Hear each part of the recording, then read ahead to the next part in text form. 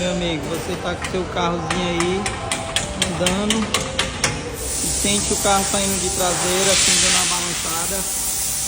A dica aí, pode ser apenas a bucha do eixo. Olha aí como tá essa bucha.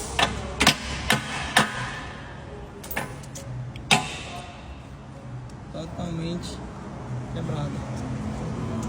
Dois lados. Substituir agora por uma nova.